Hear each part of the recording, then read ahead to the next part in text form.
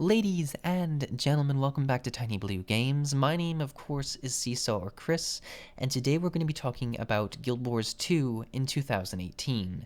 So take a seat, relax, let me whisper in your ear about a game that released in 2012, went through a whole bunch of changes, and has become one of my favorite MMOs of 2018. So how are we going to do this? Well, we're going to take a look at some of the very specific changes that have happened over the past 5 years, and then we're going to end this video with a very quick pros and cons list of Guild Wars 2 as it currently sits in 2018. So let's dive on in.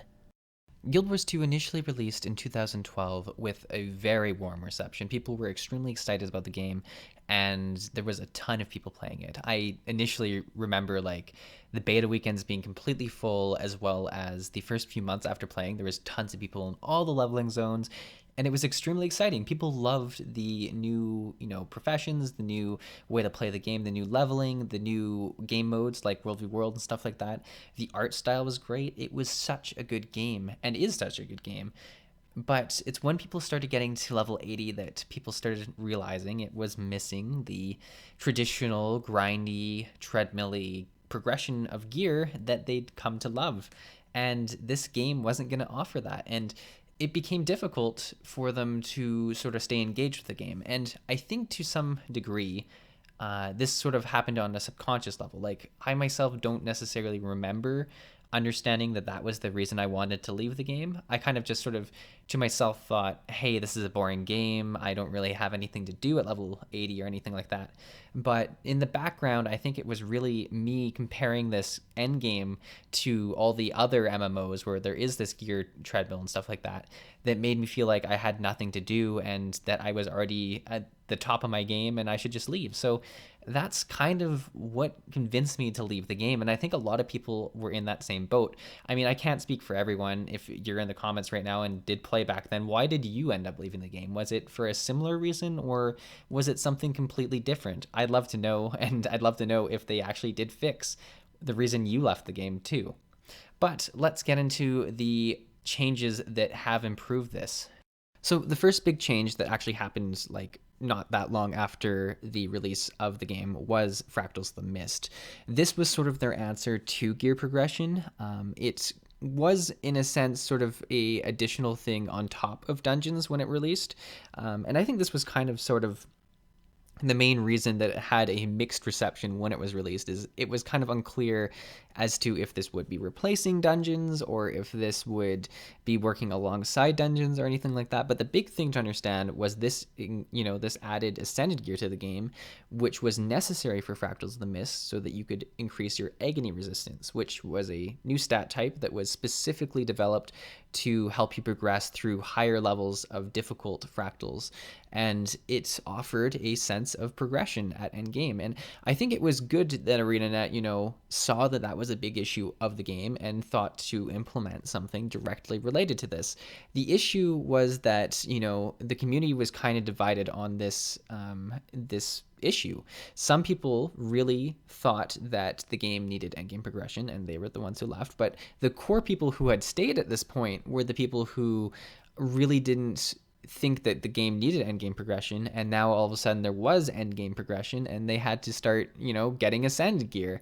And it kind of broke that promise that they had the best gear, and now they had to go ahead and get more better gear. So there was a bit of a controversy there.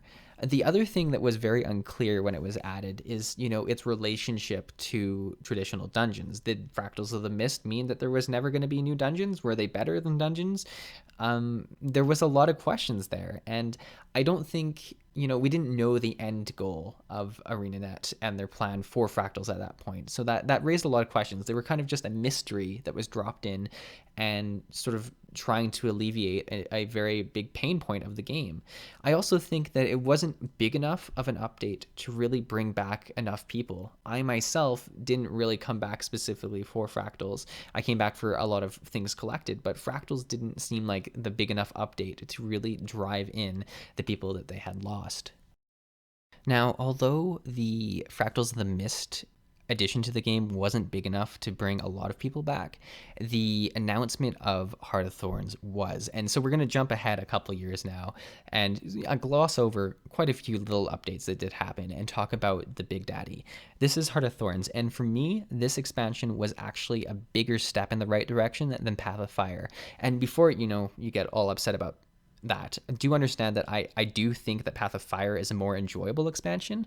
I think Heart of Thorns, however, was the more necessary expansion, because let's look at what it added. It added the systems that future expansions would be built on, and that is something that made Path of Fire so much easier probably to develop and so much more understandable for players to understand what was going to come to the game, and for the developers to really deliver what we expected and meet those expectations. And that's where that enjoyment comes from. So let's talk about Heart of Thorns. What did it add? Well, let's list it off. It added masteries, it added elite specializations, it added a new profession, a new class, it added guild halls, raids, gliding. It added a ton of stuff, a whole new area to the game, like 4 or 5 maps that were just gigantic. And this was huge considering Guild Wars 2 hadn't had a ton of new maps added to it up to that point. It was a very exciting thing to get a few maps, despite the fact that people were angry by how few there were. It was still a really big thing. And although Heart of Thorns did have its flaws, the core systems that it added have improved the game dramatically. We now have the mastery system, which is a sense of horizontal progression that gives, a further reason to actually care about experience. And it can be debated, I guess, whether or not it's doing that job well enough, but it's definitely at least a step in the right direction. We had elite specializations that gave classes specific roles to look forward to, and always makes you wonder in the next expansion, what elite spec is my favorite class to get.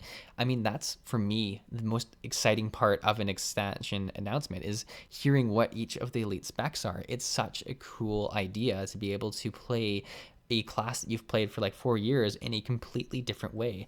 And that combined with the idea of raids that do use these new very specific roles in different ways really makes the playstyle come alive. For instance, let's look at the Druid, which is an elite specialization for the Ranger. The Rangers were very mixed up in the world of PvE before Heart of Thorns. They, were very bare bow, come into the dungeon, people hate you kind of thing. They got Druid, they became the healer, they became the god of Guild Wars 2 for a while. And let's be honest, this actually became an issue where Druids were kind of like the most powerful beings in the world. And slowly they've had that stripped away from them a little bit to become, mere mortals like the rest of us. But it shows how powerful these actual specific roles are for classes. It allows, an expansion and a new elite spec can turn the most underused worst class to the most popular best class, just like that. So they're playing with incredible amounts of power, but it allows them to really make sure that at least each class has one fun role, and then once it has that, they can start expanding those roles to different areas of the game as well. So it's really allowed Guild Wars 2 to really broaden its horizons. And then finally, I guess we need to talk about the big one, raids. This was such a good decision to add, not just the fact that they're adding 10-man hardcore content or whatever, the fact that they actually called it raids. I think that's such an overlooked detail of this expansion, because raids are so understandable by the MMO community. When you're marketing it and you say you have raids, people understand what that means. People know what a raid's going to be. And these are traditional raids. They're, 10 people, very specific bosses, very specific roles for the best gear in the game. It's what a raid is, and people understood that. Let's compare it to Fractals the Mist. When you say Fractals the Mist and you don't play Guild Wars 2, you have no idea what that means. You don't know if it's like PvP, PvE, if it's like you swimming through weird portals in the sky or something like that. It doesn't make any sense. If they had called those dungeons, I think it would have really resold the idea of what the endgame content for Guild Wars 2 was. And I think the fact that they haven't called them dungeons and that they're, living alongside dungeons really is a struggle for new players and people who are trying to understand the game to really get an understanding of where that content exists and why it's there. Whereas raids, it's clear, this is the top tier, this is what the PvE progression ends at, and it's great. So I think Heart of Thorns was a huge update, and it really needs to be looked at in the proper light. A lot of people like to look back at it and say, was it as much content as Path of Fire? Was it really that great? I think we need to look at these systems and really understand what we got from it. So now we're going to jump ahead another 2 years and look at the next big milestone for Guild Wars 2, which was the Path of Fire expansion that actually happened quite recently. And if we can look at the Heart of Thorns expansion as sort of a huge upgrade to systems and different ways to play endgame content, we can look at the Path of Fire expansion as the actual endgame content. Because although Heart of Thorns was fairly well received, it did do rather poorly in terms of giving quality and a good amount of content. And a lot of people did complain about this. Some people did have a ton of fun with the content, and it really depends on if you played all the raids, if you played all the fractals, if you played, all the story content and really went out there to experience as much as you did, or if you just went in, completed the story, and that was that. So, there was a lot of varying experiences, but what we can say for sure is that the Path of Fire expansion has more content. It's got, a lot more maps, it's got a lot more in-depth story, and I would say even a lot better story too. And it offers a lot more to that exploration of the game too. The maps aren't just sort of something that you walk through and you're done. There's a ton of replayability in terms of actually looking at very different specific areas, in terms of killing bounties and stuff like that. There's a lot of things to do in the game.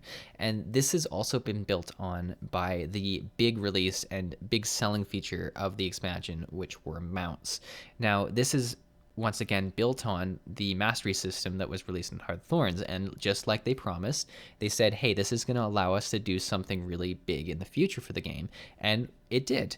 Mounts are something that Guild Wars 2 has had many debates about over the years, and a lot of people were at the point, they're just not going to happen because the game has not had them for so long. So many traditional MMOs had them from launch. It's weird that Guild Wars 2 hasn't, and because of that, it's just not going to come.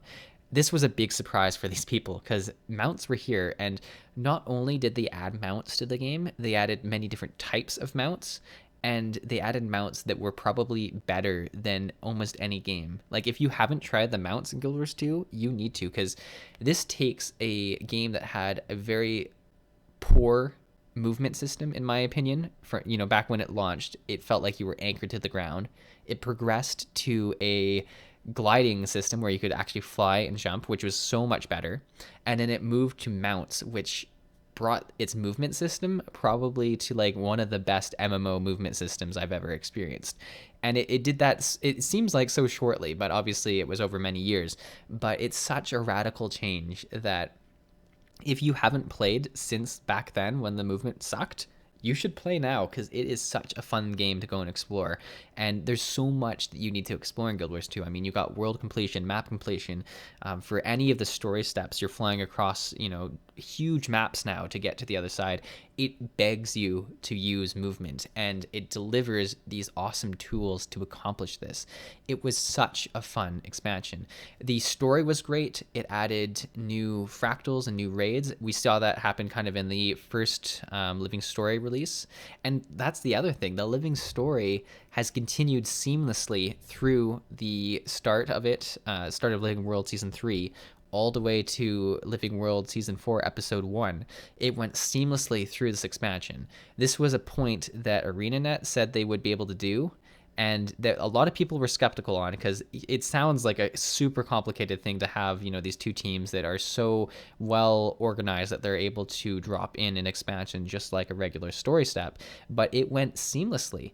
And, there was some ups and downs throughout it, and it was so much better than Heart of Thorns, where we had this huge content drought before the expansion and after the expansion, where now, looking forward to the third expansion, I can assume that it's going to be, story step, story step, story step, expansion step, story step, story step. Like, it's just going to flawlessly move into it, almost better than any other MMO's been able to do, because traditionally most MMOs do have a bit of a downstate before and after the expansion. That's just how it happens. I mean, yes, Guild Wars 2 had a very long one for the Heart of Thorns one, and yes, there was a right to kind of complain about that, but the Path of Fire is next level in terms of how seamlessly it sort of provides content for people to get back into the game and back at it. So it's changed the game so much. And I think the biggest change, despite all the awesomeness that I've talked about, is the hope for the future that I have now. We've talked about all the changes that are added and happened to the game. I'm at a point now where I think that they have all the systems down that they need, and the next expansion can even be just more content, because the systems are there. We just need really good content, and we're getting it, and I think that they're able to deliver it now. So my hope for what the game can deliver has just gone so good over the last few years that this is why it's one of the top games for me in 2018. So now we're going to get into the pros and cons list of Guild Wars 2 in its current state. And I know we didn't look at all the updates, but we hit a lot of the big milestones that I really wanted to talk about. And yes, this video has been very focused kind of on the endgame content of Guild Wars 2, but I do think that that was one of the major reasons that this game was struggling way back in 2012, 2013, and one of the biggest parts that have changed so much over that time. So I'm safe to say that, some of these small updates can be skipped to really focus in on these. And if there is an update that you think that I should have mentioned that really is a game changer for you, you should add it to this, the comments, because people love to read other people's opinions in the comments. I think it's a super beneficial thing for us to really share as a community all the different updates that really maybe brought you back to the game or brought your friend back to the game. What was it that really, pique someone's interest to get them back into Guild Wars 2? But let's look at the pros and cons. And I really want to start with the cons, actually, because I think, it's good to end a video off on a more positive note. But it's also good for us to acknowledge that Guild Wars 2, although way better than it was, isn't perfect yet. All right, so we're going to just quickly discuss my top 3 cons with Guild Wars 2 in its current state.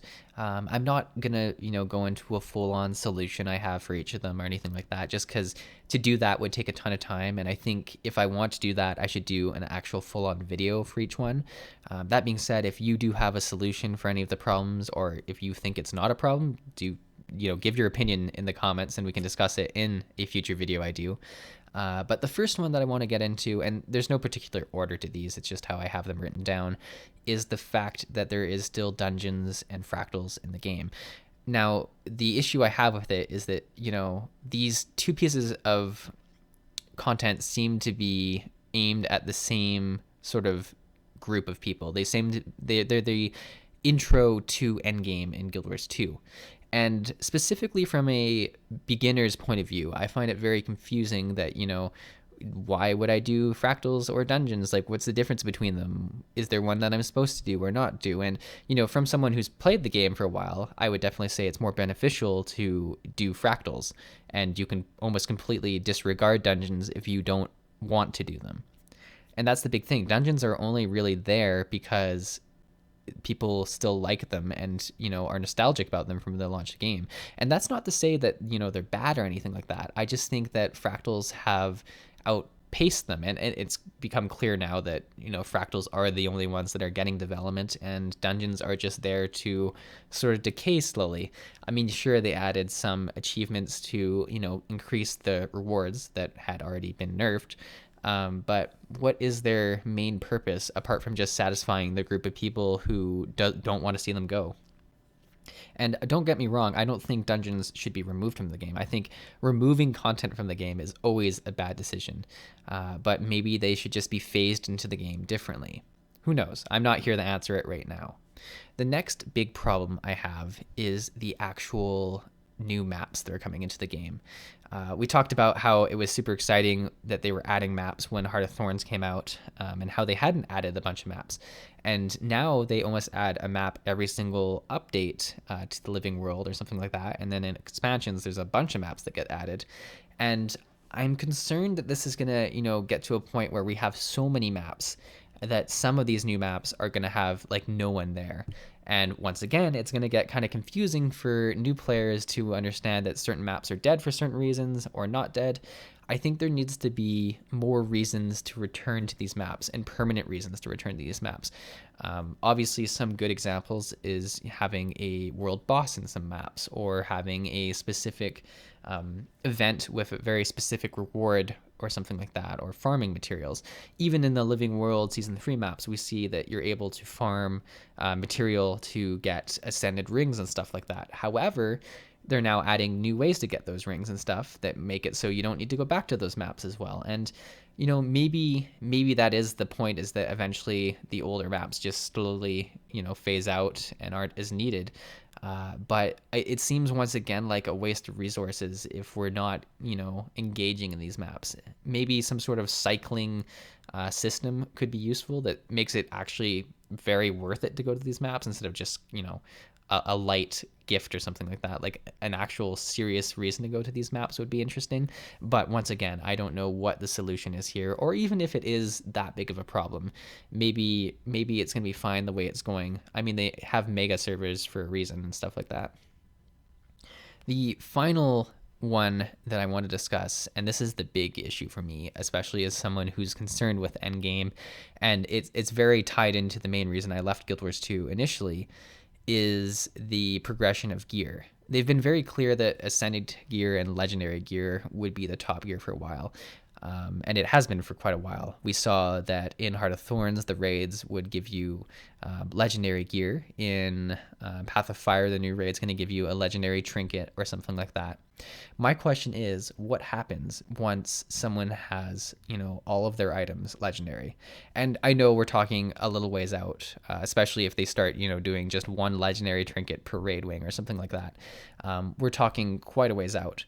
But it's a real issue, because once you have everything legendary and it becomes just about cosmetics again, we kind of get ourselves back into the issues Guild Wars 2 had when it first launched, where, if you already have something that you think looks sick, why are you going to do any content for stuff that, in your opinion looks worse? It becomes, is the content good enough to have no reward associated with it? And some people would say yes, but I think if you're wanting to hit the bigger part of the MMO market, you need to have a reward. If you agree with that or disagree with that practice, that's that doesn't matter. It matters if you're able to bring in the population. And I think if they eventually run out of rewards, they're going to start losing people like they did before. So I don't know if that means they need to have a, different system of gear, have a different tier of gear. I think that would cause a lot of problems as well. I said I wasn't going to answer anything, but the one way I would solve this is I would use the agony system, and I would apply that to all instanced PvE. Like, I would have it apply to raids, fractals, and dungeons. And that kind of solves a couple problems of tying in dungeons into the progression system, as well as making it so that you progressively need more agony for harder things. But I don't know, that's not a very well thought out answer, so don't criticize it too hardly. But I think it would be interesting if they tied that system into more things. Finally, let's end on a positive note and talk about my top 3 favorite things of Guild Wars 2 in 2018. I think number 1, and this has held true since the very initial launch of the game, and might not seem super exciting considering it isn't new, is the idea that there is no subscription fee. And that's something that Guild Wars 2 has held up as its biggest selling feature for so long now. And I think it's so true. It's such a good thing. I've gotten more value out of this game than any other game I've ever played. I think back to, how much I used to pay subscription fees for WoW and stuff like that, and how I played pretty much the same amount of WoW as I did Guild Wars 2. And just comparing the amount of money, I occasionally buy something on the gem store and stuff like that, but I'm getting Guild Wars 2 for a steal of a deal compared to World of Warcraft, because you have to look at it that, you're paying subscription fees for WoW and stuff and those subscription fee games, but you're also paying for the expansions and stuff like that. It's a tremendous amount of money compared to just paying for the expansions and then nothing else. And I think above all, what it does is it removes that pressure, that sort of, locked to that game feeling you get. And as becoming more of a casual gamer like I am on this channel, I think it's very beneficial for me to be able to, kind of drift in and out of games, especially Guild Wars 2, and go play like Overwatch for a couple months or something, then come back to Guild Wars 2 and not feel like I'm wasting all this money on subscription fees. It's a very freeing feeling, and it's something that I never get tired of, and I think is timeless in terms of how important it is to Guild Wars 2. And I don't think any other game has done it quite as well as they have. We had a bit of controversy with the whole mount box thing, which is like a loot chest that you pay for that has a chance to give you random mounts or whatever.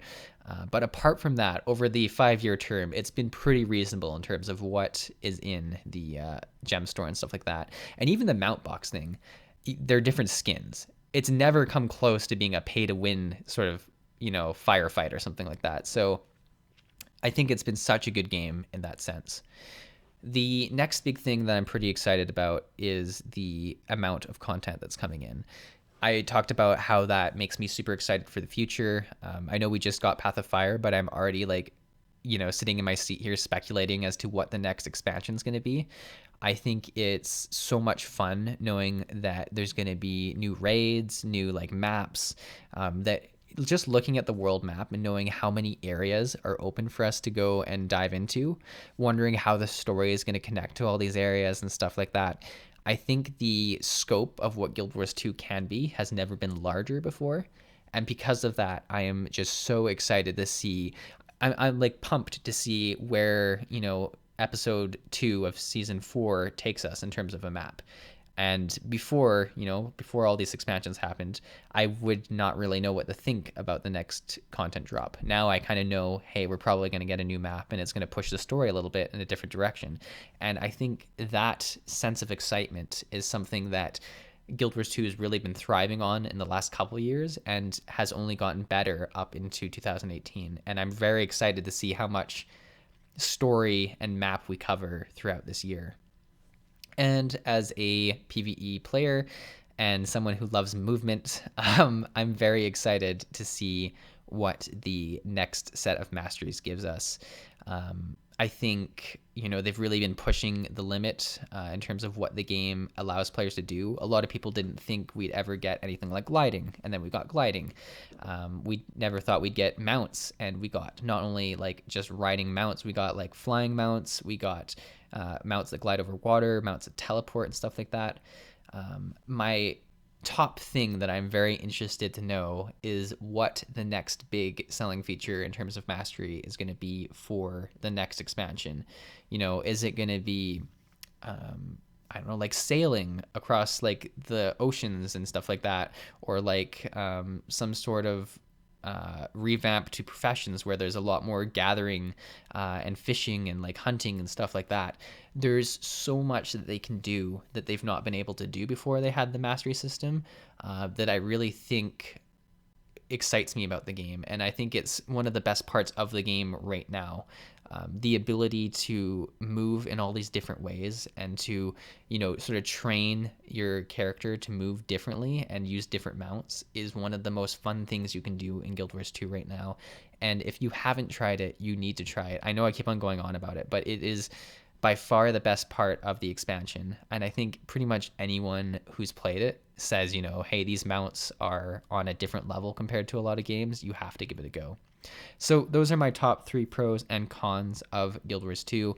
Hopefully you enjoyed this video. Hopefully you have some different thoughts about it. If you haven't tried the game in a long time, I can't stress how much you need to give it a try now.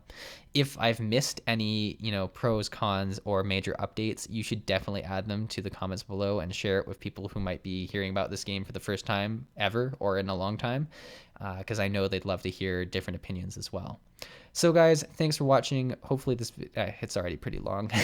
Hopefully you like this video. I made it as short as I could without, going over the top. And I'll see you in the next video.